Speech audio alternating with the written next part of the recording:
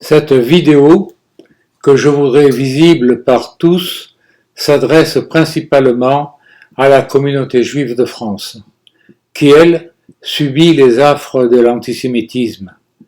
Il ne vous a pas échappé que le titre de cette vidéo que vous allez visualiser est un véritable appel fraternel. Rentrez à la maison. Cette vidéo n'est pas sponsorisée. Elle est le fruit de mes réflexions face à la dégradation de votre situation en Europe et en particulier en France. 70% des Juifs en France ont été victimes d'antisémitisme. La montée de la violence verbale et physique, tags, dégradation à l'encontre de la communauté juive de France est un véritable souci.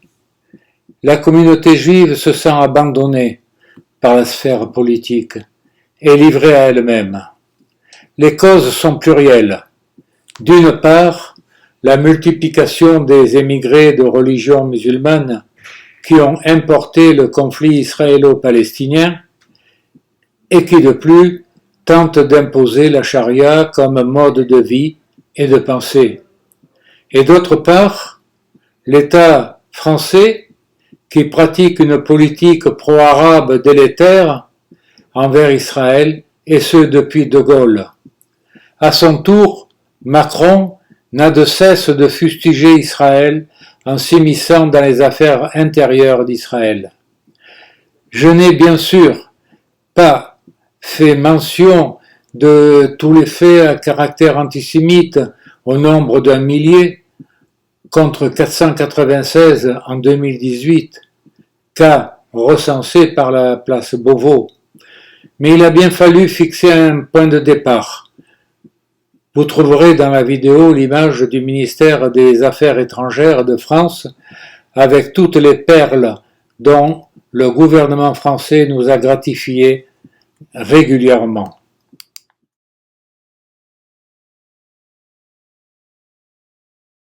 Son patriotisme a fait de lui un bon officier. La République a fait de lui un juif. Elle le lui a rappelé. Avec Pétain, l'antisémitisme séculaire français est devenu l'alpha et l'oméga de sa politique de gouvernement. Bien sûr, le statut des Juifs en France a permis à cette fange fasciste de déposséder les Juifs de leurs entreprises et de tous leurs biens, jusqu'à la fameuse rafle du Veldiv. Nous faisons un bond en avant, et là une surprise de taille attend certains de nos lecteurs. François Mitterrand demande et obtient en 1943 la médaille de la Francisque numéro 2202, accordée par Pétain. Mitterrand protégera et emploiera jusqu'à son assassinat le sinistre Bousquet, secrétaire général de la police du régime de Vichy. Antisémite convaincu, il applique la politique du régime avec zèle. Il est l'organisateur principal de la rafle du Vélodrome d'hiver et de celle d'août en 1942 en zone sud. Les ignobles petites phrases de De Gaulle qui ont ravivé l'antisémitisme. Le dernier point d'histoire est celui de la période de De Gaulle, sinistre période, qui verra De Gaulle et le Quai d'Orsay instaurer une véritable politique anti-juive. Invectives, embargo sur des armes payées d'avance, aide française aux pays arabes, condamnation d'Israël, etc., etc. Papon, à 30 ans, a été nommé préfet pour Bordeaux par Laval, en zone occupée. Serviteur zélé de Pétain, Il sera complice de la déportation de près de 1500 Juifs. De Gaulle, pour le remercier, le nommera en mars 1958 préfet de police de Paris. Il continuera sa vie politique paisible dans le gouvernement Barre, puis Papon est nommé ministre du Budget durant 4 mois sous Giscard d'Estaing. Le 2 avril 1998, au terme de plus de 16 années de procédure et de 6 mois de procès fleuve, Maurice Papon est condamné par la cour d'assises de la Gironde pour crime contre l'humanité.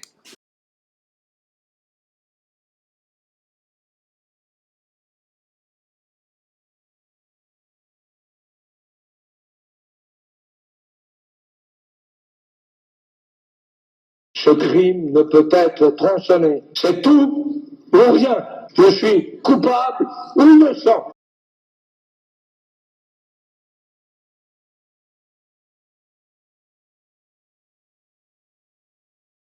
Le 3 octobre 1980, l'explosion d'une bombe placée sur une moto devant la synagogue de la rue Copernic, dans le 16e arrondissement de Paris, avait fait 4 morts et 46 blessés. La synagogue était pleine, plus de 300 personnes. C'était un vendredi soir et fête de Simchat Torah.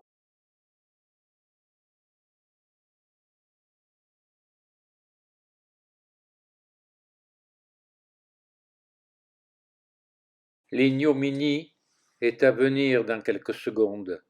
Et je rentre de Lyon, plein d'indignation à l'égard de cet attentat odieux qui voulait frapper les Israélites qui se rendaient à la synagogue et qui a frappé des Français innocents qui traversaient la rue Copernic.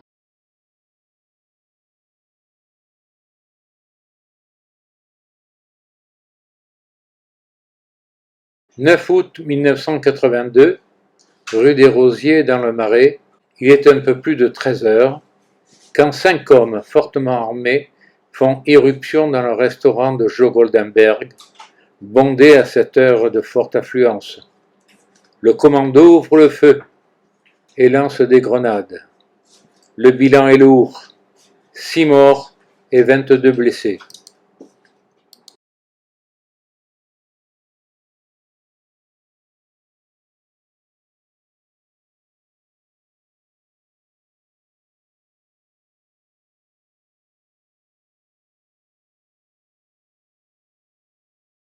Le magasin Tati est créé en 1948 par Jules Ouaki, juif séfarade du quartier de la Goulette à Tunis, qui s'établit en France en 1948. Il fut un résistant très engagé. Le mercredi 17 septembre 1986, il est 17h20, une bombe explose devant son magasin. À Paris, bilan du criminel attentat, 7 morts et 55 blessés.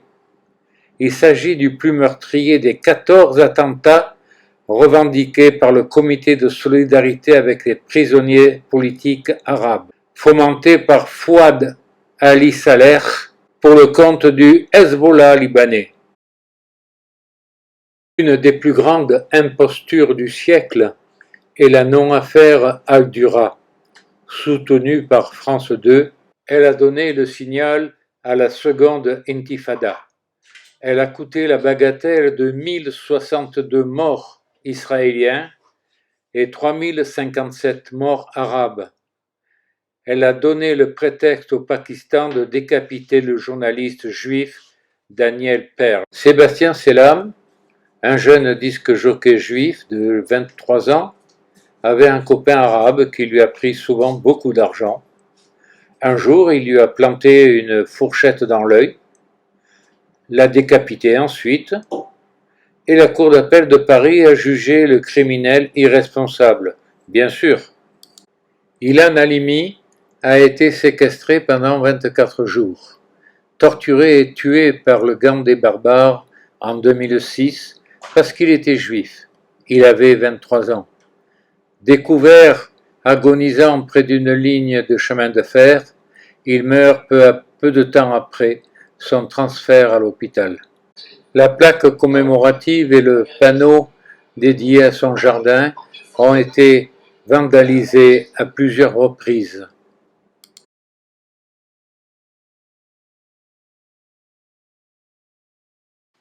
Le 23 janvier 2018, assassiné par 2 islamistes au cri de Allah Akbar, Mireille Knoll a été retrouvée lardée de 11 coups de couteau et partiellement brûlée dans son appartement.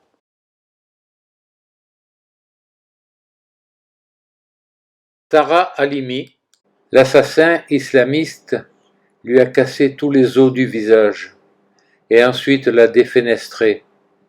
Et il va sortir libre comme l'air. En France, lorsqu'on a fumé, évidemment, on est irresponsable.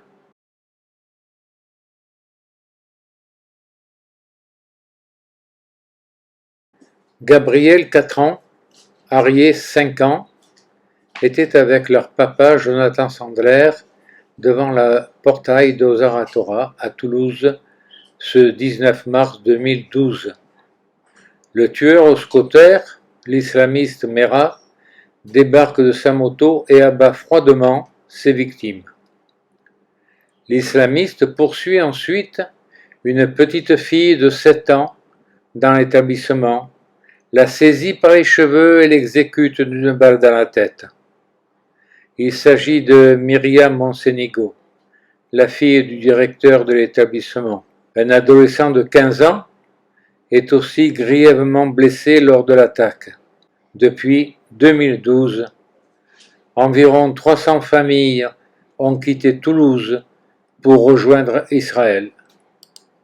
Un an après ce graffiti sur les murs de la maison de la famille Merah, le 19 août 2016, Jean-Louis Lévy, sexagénaire français juif, était agressé gravement au couteau par un islamiste au cri de Allah Akbar. Le 12 septembre 2019, la chambre de l'instruction de la cour d'appel de Colmar a déclaré, comme à l'habitude, l'agresseur pénalement irresponsable.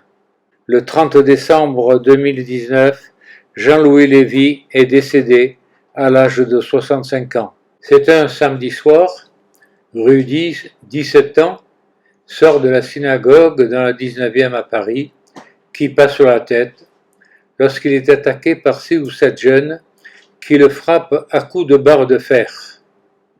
Trouvé gisant sur le sol sans connaissance, il est conduit à l'hôpital Cochin, le crâne fracassé et dans le coma. Il en sortira, grâce à Dieu, quelques jours plus tard. En 2017, les époux Pinto et leur fils ont été séquestrés chez eux par 3 cambrioleurs qui ont affirmé « Vous les Juifs, vous êtes les gâtés de la terre ». Le 22 juillet 2014, un défilé pro-palestinien, pacifique bien sûr, plutôt une véritable émeute, qui a mis le feu à un quartier de Sarcelles. Véhicules incendiés, des magasins pillés, un cocktail Molotov lancé en direction d'une synagogue, grâce à Dieu il n'a pas été endommagé, et bien sûr le magasin Naori s'est fait à nouveau attaquer. Cette épicerie cachère avait été visée en 2012 et avait subi un attentat à la grenade. Elle avait entièrement brûlé.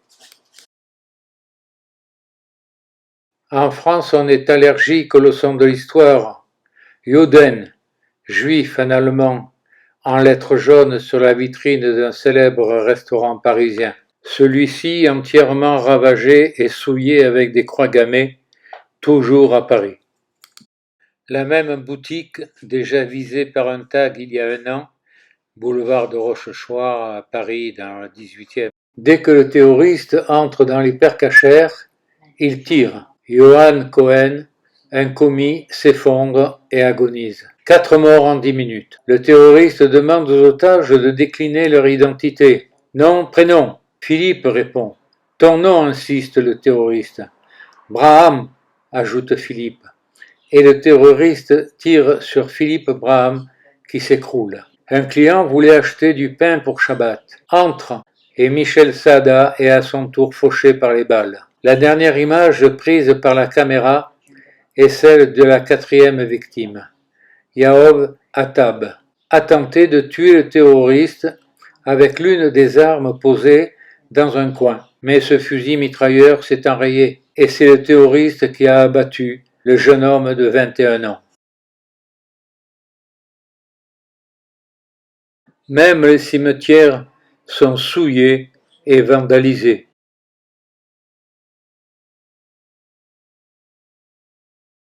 Une manifestation des Gilets jaunes avec l'aide des associations pro-palestiniennes et de l'infâme Dieudonné.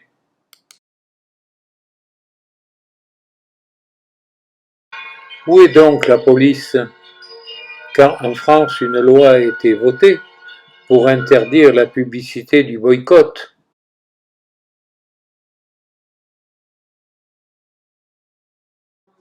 Immonde, abjecte et surtout lâche, cette femme rescapée de la Shoah n'a jamais vécu comme une victime. Elle a toujours été une combattante.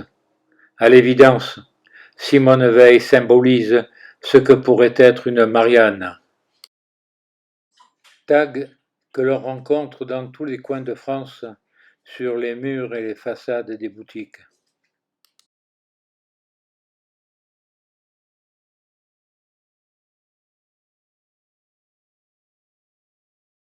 Là, le vandale a écrit 90% de son vocabulaire. On voit qui est-ce. Ce qui suit est une véritable anthologie des petites phrases qui devraient être gravées dans l'esprit des Français qui souhaitent le rester. Des perles empoisonnées que je vous laisse lire.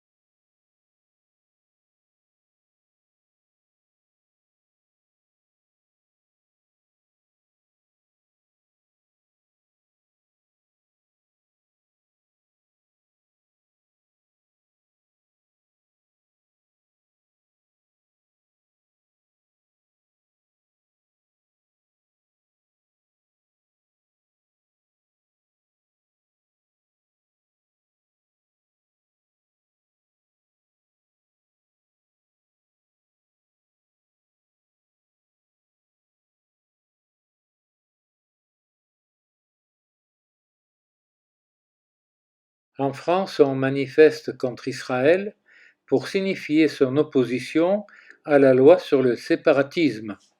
Trouvez l'erreur.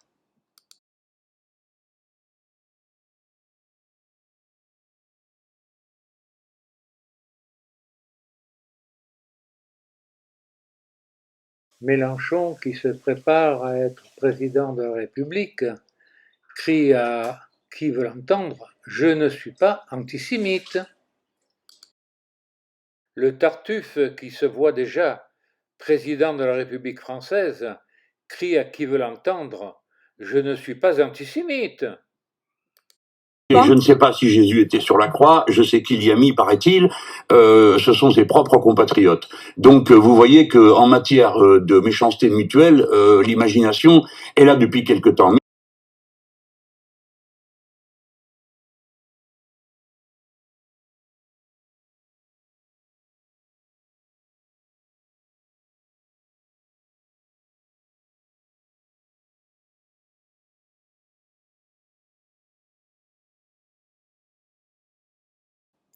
En 9 ans de guerre en Syrie, 480 000 morts. Ça ne gêne pas M. Mélenchon. Mais qu'Israël se défende, ça c'est un problème. Et il fait même la quenelle pour bien faire voir aux Juifs sa position. L'égérie très fidèle de Mélenchon. Aéroport de Lyon, boycott des bagages en provenance des avions d'Israël.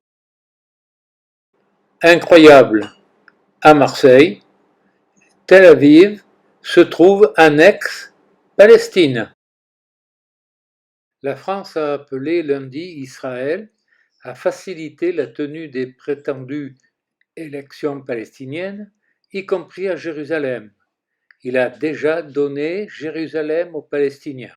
Ignoble, la France de Macron condamne un hommage d'Israël à Esther Orgen, mais pas le salaire versé par Abbas à son assassin. Malgré la loi anti-boycott en France, des affiches illégales anti-Israël dans les abribus parisiens ce 26 janvier 2021.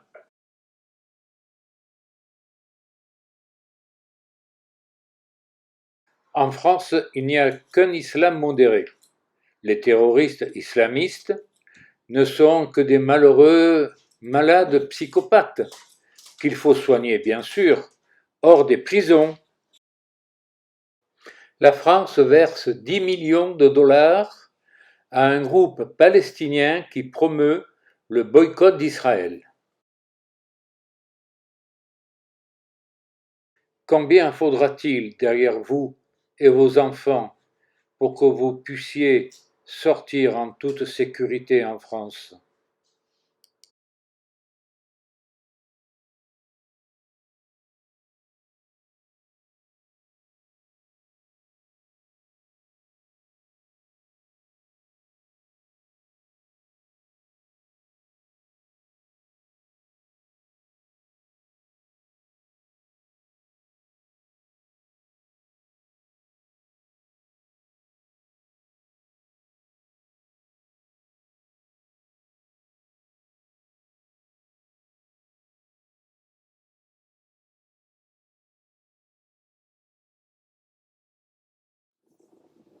En conclusion, je remercie la France qui nous a accueillis avec bienveillance il y a fort longtemps.